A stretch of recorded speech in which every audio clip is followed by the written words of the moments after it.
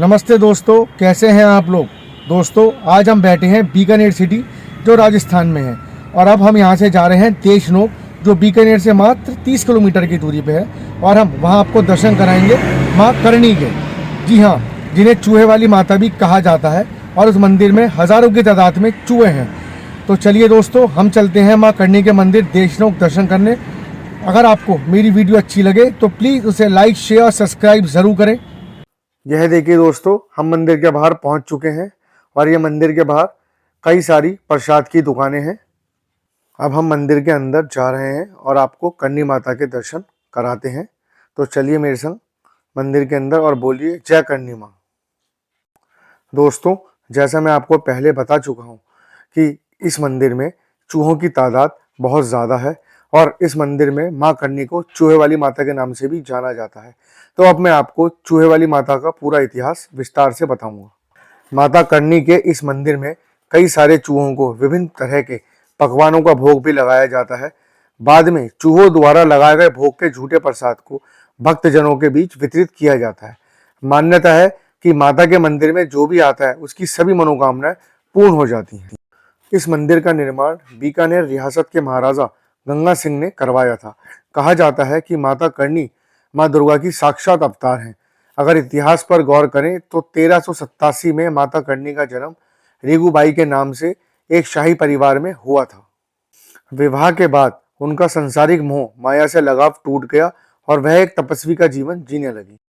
उस दौरान आसपास के गांवों में उनकी धार्मिक और चमत्कारिक शक्तियों की ख्याति काफी फैल रही थी।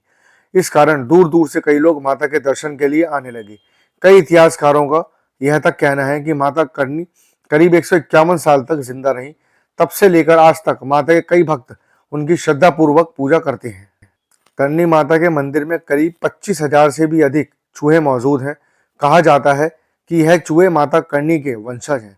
शाम को मंदिर में जब माता की संध्या आरती होती है उस दौरान सभी चूहे अपने बिलों से बाहर आ जाते हैं। भारी मात्रा में यहाँ पर चूहों के होने की वजह से इस मंदिर को मूषक मंदिर भी कहा जाता है। गौर मतलब बात यह है कि 25,000 से भी ज्यादा चूहे होने के बाद भी इस मंदिर में किसी भी प्रकार की दुर्गंध नहीं आती। वहीं आज तक इस मंदिर में चूहों से कोई भी बीमारी नहीं फैली है। इस मंदिर में एक मान्यता और भी है कि अगर आपको इन कालो चूहों के बीच में एक सफेद चूहा दिख जाए तो समझ लें कि आपकी सारी मनोकामनाएं पूर्ण हो जाएंगी और यह कहा जाता है कि माता रानी ने दर्शन दे दिए चूहे के रूप में। मेहाजी चरण की 6 संतानें थीं, जिनमें से करणीबाई छठी संतान थी। वह बचपन से ही विचारशील एवं आध्यात्मिक थी। इस प्रकार इस कन्या का नाम रीगूबाई था, लेकिन जन कल्याण करने के कारण वह करणी माता के नाम से पूजी जाती हैं। करीब 6 साल की उम्र में युवती के चमत्कारों और जन कल्याणकारी कार्यों से प्रभावित होकर गांव वालों ने यह नाम दिया। उन्हें विवाह और सांसारिक जीवन में कोई रुचि नहीं थी। माता करणी की एक कथा बहुत प्रचलित है जो मैं आपको सुनाने जा रहा हूँ। माता करणी की बहन के पुत्र लाखन अपने दोस्तों के साथ कोलायत गांव में मेला देखने गए। तभी तालाब में नहाते समय डूबने से लाखन की मौत हो गई। परिवार के सभी सदस्यों ने माताजी से लाखन को पुनर्जीवित करने की प्रार्थना की। पूरे परिवार की चीख पुकार सुनकर श्री करणी माताजी ने लाखन के शव को मंदिर में ले गई और 3 दिनों तक कठोर तपस्या की। तो यमराज आए। माताजी ने यमराज से कहा, इस लाखन को पुनर्जीवित करो। तब यमराज ने कहा, माँ, आप शक्ति का अवतार हैं। आपके बाद भी कई शक्तियां जन्म लेंगी। यदि प्रत्येक शक्ति अपने परिवार को वापस चाहती है तो सृष्टि के जन्म और मृत्यु के नियम का क्या मतलब है। तब माताजी ने कहा, हे यमराज, तुम लाखन को पुनर्जीवित कर दीजिए।